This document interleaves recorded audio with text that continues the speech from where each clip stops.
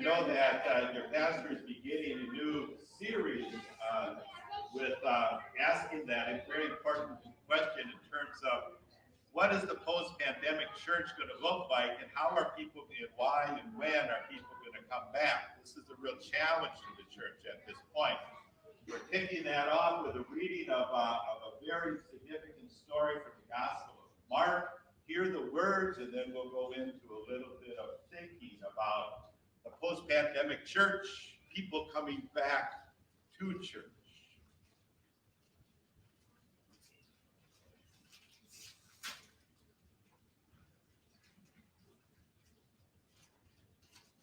Mark 5:21 through 43. When Jesus had crossed again in the boat to the other side, a great crowd gathered around him, and he was by the sea. Then one of the leaders of the synagogue, named Jairus, came, and when he saw him, fell at his feet and begged him repeatedly, "My little daughter is at the point of death. Come and lay your hands on her, so that she may be made well and live." So he went with him, and a large crowd followed him and pressed in on him. Now there was a woman who had been suffering from hemorrhages for 12 years. She had endured much under many physicians, and had spent all that she had, and she was no better, but rather grew worse. She had heard about Jesus, and came up behind him in the crowd and touched his cloak. For she said, "I but touch his clothes, I will be made well." Immediately her hemorrhage stopped, and she felt in her body that she was healed of her disease. Immediately aware of the power that had gone forth from him, Jesus turned about in the crowd and said, "Who touched my clothes?" And his disciples said to him, "You see the crowd pressing in on you? How can you say, 'Who touched me?'" He looked all around to see who had done it, but the woman, knowing what had happened to her, came in fear and trembling, fell down before him, and told him the whole truth. He said to her, "Daughter, your faith has made you well. Go in peace and be healed of your disease." While he was still speaking, some people came from the leader's house to say, "Your daughter is dead. Why trouble the teacher any further?" But overhearing what they said, Jesus said to the leader of the synagogue, "Do not fear, only believe." He allowed no one to follow him except Peter, James, and John, the brother of James. When they came to the house of the leader of the synagogue, he saw a commotion, people weeping and wailing loudly. When he had entered, he said to them, "Why do you make a commotion and weep? The child is not dead, but sleeping." And they laughed at him. Then he put them all outside, and took the child's father and mother and those who were with him, and went in where the child was. He took her by the hand and said to her, "Talitha cum," which means, "Little girl, get up." And immediately the girl got up and began to walk about. She was 12 years of age. At this they were overcome with amazement. He strictly ordered them that no one should know this, and told them to give her something to eat. Thank you, Grant and Dean. I asked them to read the gospel reading just in a little bit of a different way to try to emphasize the significant point. That is that the gospel writer of Mark uses a literary technique several times throughout the telling of the story of Jesus by Matthew, or by Mark rather. And that literary technique, we call it double it. What that simply means is that he tells a story within a story. He does that all the time. He tells a story within a story, and this time it's a story of two different healings. In fact, they're very different healings. The one is of a young girl, 12 years old.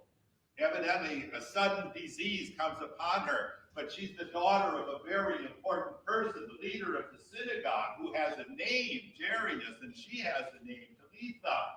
And Jesus is interrupted, though, by another issue, and that's a woman who had been struggling with a disease for 12 years, we're told, an ugly disease for 12 years. This person has no name, no reference about who she is or where she was, but Jesus is the one who responds to both of the needs.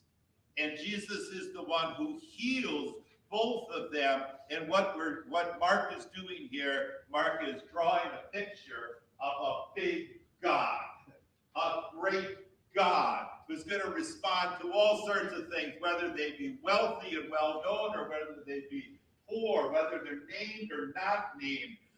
It doesn't matter. Jesus, our great big God, comes and heals them.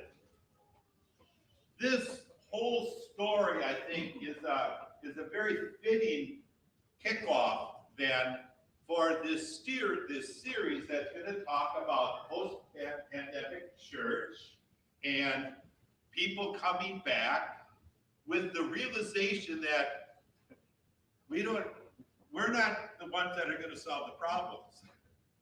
We're not the ones who's really kind of going to draw new vision. We're not the ones who's going to be able to solve all the problems. What we need is a big God. A big God who's going to be present among us. A big God who's going to be active among us. And in fact, we have a great big God. This sermon began to take shape as I was thinking and reading about the future of the church. At that point, I have to say to you that I don't know how many times in the last months that I have said, I'm glad I'm retired. This is a tough time for the church. We don't know where we're going. And it was about that time that I had the conversation with your pastor. And I have to say that your pastor's concerned. Not only concerned about the life of the people of New Life Lutheran Church, concerned about the future. What is the church going to look like? And what are the compelling reasons for people to come back? You've come back. And unfortunately, not everyone has come back. What is that going to mean for the life of the church? In my reading and thinking and praying and studying about this, and one of the biggest people that I have listened to in the midst of this is a man by the name of Peter Marty. He's a pastor, but he's also the editor of a journal that I read, and it's called The Christian Century. And he and others have begun to kind of imagine and to think about the church post-pandemic. Let me share a little bit of that with you.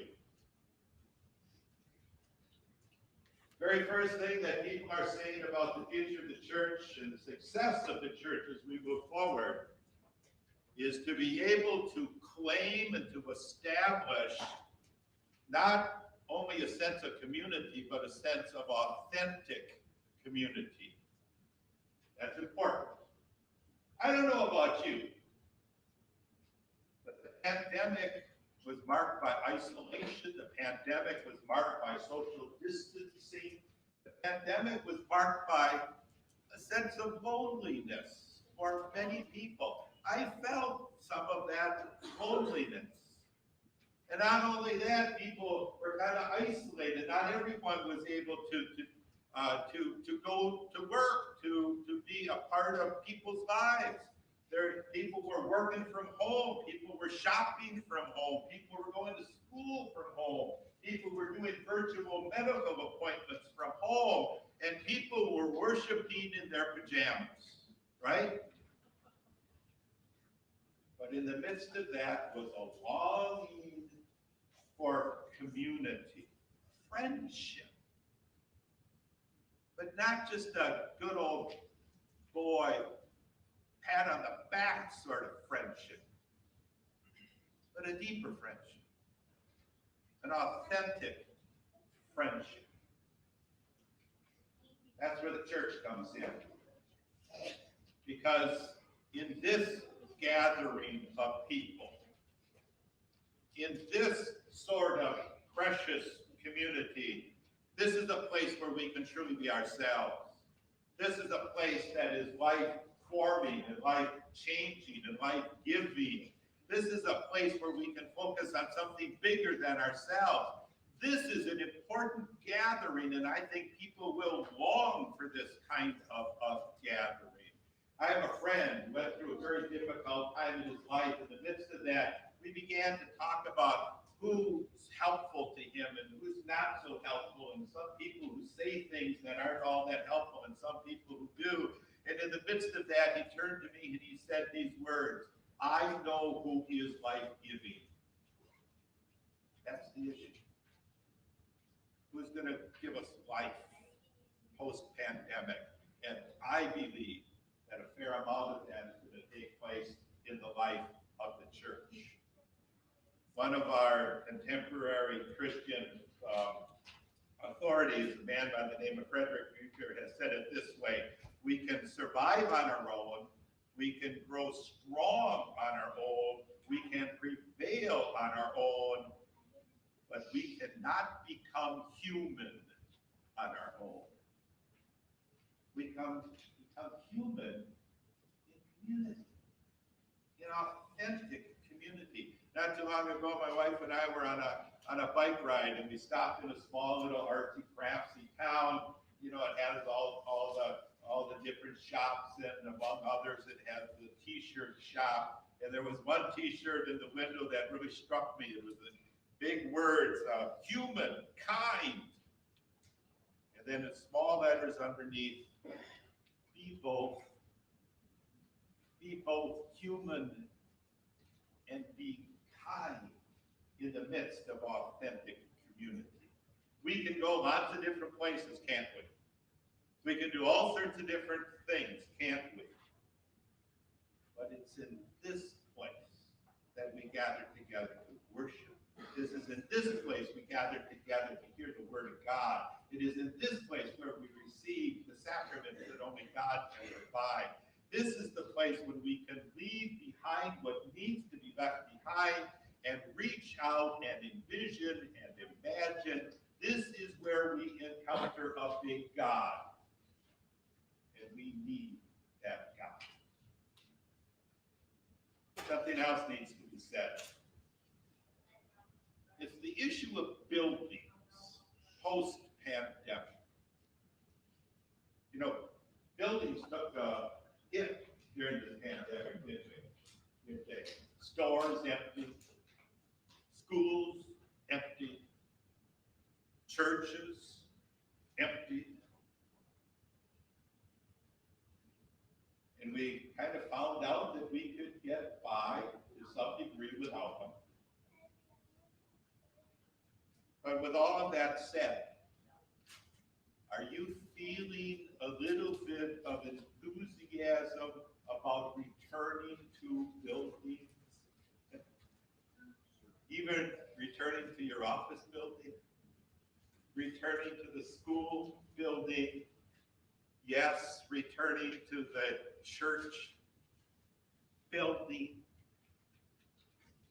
I have witnessed more than once people with tears in their eyes when they step back into the sacred space after they have been absent from that sacred space for a long time. See, the church exists so that we can encounter God, where we can receive the gifts that God provides, where we can hear the words that God speaks, where we can receive the sacraments. I think the bigger question facing us as we move post-pandemic, and as we speak to the people who have not yet returned, is this question: what's the best way to use this building? What's the very best way that this building and all the other church buildings around can be used? And that's not only asking a selfish question, that's also asking the question, what is the best way for our building, for this building, to be used to serve the community and to serve the world? I have long had an architectural fascination with the possibility of installing a revolving door in every church. I think that speaks. Revolving door. People in, people out, people in, people out. It's going round and round all the time. Isn't that why we come? To be fed and then go to serve. Come in, receive what we need to receive, and then go out and share what needs to be shared. A revolving door. Can you imagine a revolving door? Here and life. Again, I think it speaks. What's the best way for this building to be used as we move forward? Now, I have to tell you, as I go a little further through my thinking process here, it only gets harder. In this next wondering about the post-pandemic church and why people might come back, is the importance of speaking the truth. Wow. That may be the biggest challenge to the post-pandemic church. And I also think that it is the biggest challenge to our pastors to speak the truth. Now, some of this started long before the pandemic, but it only took place and blossomed during the pandemic. It seems that somehow the truth has evolved into anything anybody believes at any point in their life. It almost seems like the truth has somehow been scattered on the floor, and wherever where you stand, well, that's the truth. I'm not looking for a narrow, one-sided, understanding. But how do we continue as a people? How do we continue as friends? How do we continue as family? How do we continue as a church? How do we continue as a nation? How do we continue as a world in an age of conspiracy and disinformation and lies? How do we move beyond division and separation and the inability to engage in meaningful conversation? This is tough. A man by the name of Peter Warner has said it this way: we are seeking a kind of moral freak show unfolding as lies penetrate our national psyche and the common sense of reality fades beneath the blurring of fact and fiction. Peter Marty, who I referenced before, has said it this way: the post-pandemic church must commit itself to speaking the truth, displaying constancy, addressing paranoia, denouncing cults, and elevating the gospel above every nefarious claim that demonizes others and sows chaos. Wow. Just a quick question. When was the last time you held up your opinion, your understanding of the truth against the truth of Scripture, against the light of the gospel, against the words and the teachings of Jesus? The gospel of Jesus Christ is the truth. It's the truth of forgiveness. It's the truth of possibility. It's the truth of hope. It's the truth of love. It's the truth of moving beyond the way things are to the way things might be. We need a really big God to help us to speak the truth. We have one. It only gets harder. Last thing that I'll touch upon this day is this understanding of the post-pandemic church and trying to address the issue of people coming back. It is a growing awareness of the problem of division and inequality. Now, division and inequality has been around since the very beginning of time. But I believe anyway that it has only intensified during the pandemic.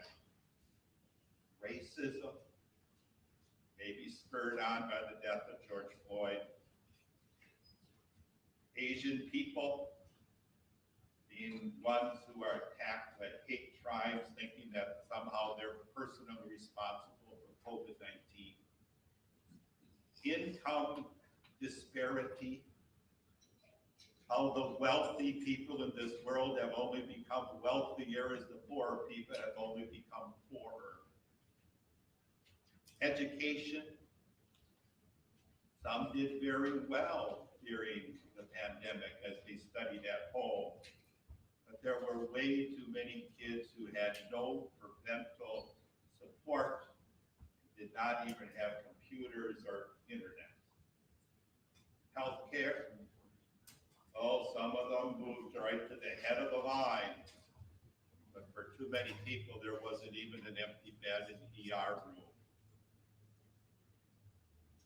It almost seems to me that this issue of separation, of division, of inequality is fed by fear. We fear anybody who's different than we are. And we place the blame for what's going wrong on anybody who's different than we are. One of the backlashes of imposed isolation for health concerns is that we have isolated ourselves from anybody who's different than we are. Somebody has pointed this out to me. A black child born into this world, many times in challenging situations already, but then they receive second tier medical care, unfortunately second tier schooling. They have a harder time getting into colleges. They have a tougher time getting jobs. They can't get a loan. They can't buy a house. They can't build equity. They cannot develop generational wealth. And then we're surprised that that black child grows up to be poor and in too many times desperate, and then too many times becomes violent.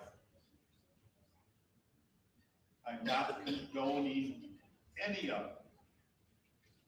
I'm just trying to understand division and inequality.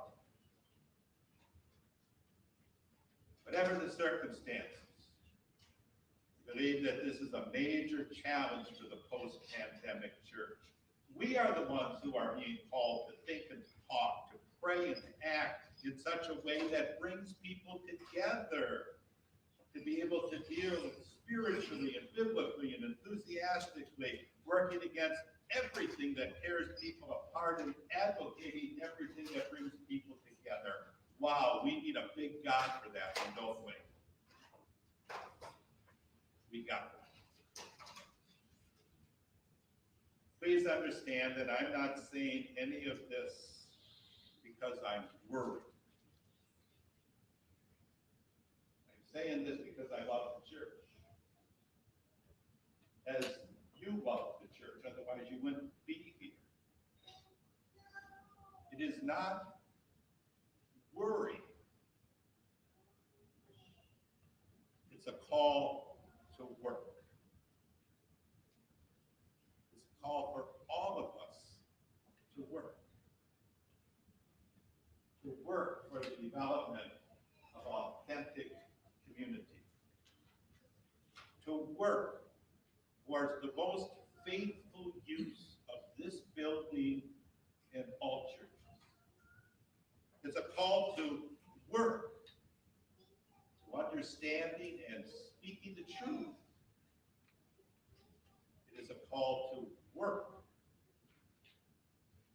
for harmony and equality for all.